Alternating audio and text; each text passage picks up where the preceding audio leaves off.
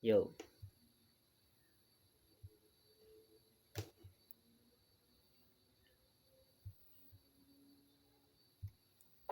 yo, what's up?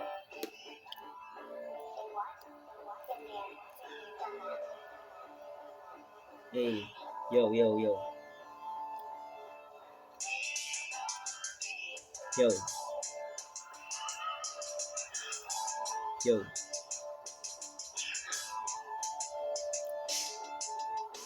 Ipakita mo ang kaya mong gawin, tapos ilabas mo mga tinatago mong galing.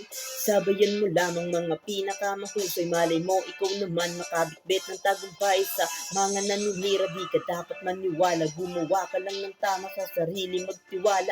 Maaabot mo din, hinahangad mo na tugatan, basta huwag ka lang sumuko at patuloy na kumayod. At maging bingi ka lang sa negatibong opinyon, dahil dyan sa buhay mo wala naman yung koneksyon.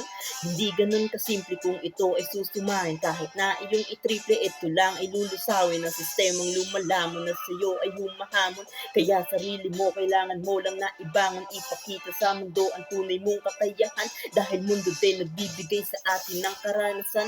Gamitin ang ideyang nasa isip na kabalot, alisin ang pangamba sa takot, wag na magpasakot. Kumpiyansa sa sarili, yan ang dapat mong mahakot. Kung gusto mo, lahat ng gusto mo ay maabot. Sa una talaga marami dyan ang magdududa, lalo kung kontra sa'yo ang mga nangunguna. Basta tandaan mo lang kasabihan ng sinauna, tunay na kaalaman hindi yan naluluma. Kaya kiluso ng kiluso mga nais mong maging, patuloy ka lang umabante para merong marating.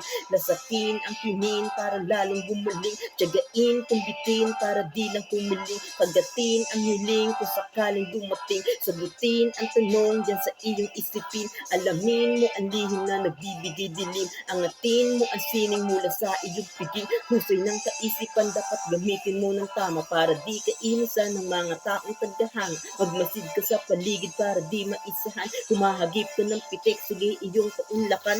Gamitin mo ang isip mo sa palaisipan, kaya ipilit mong isingit mo, maging sakit ka dyan.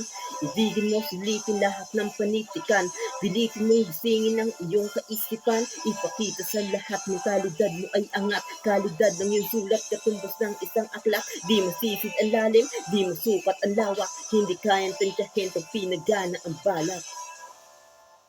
Hey.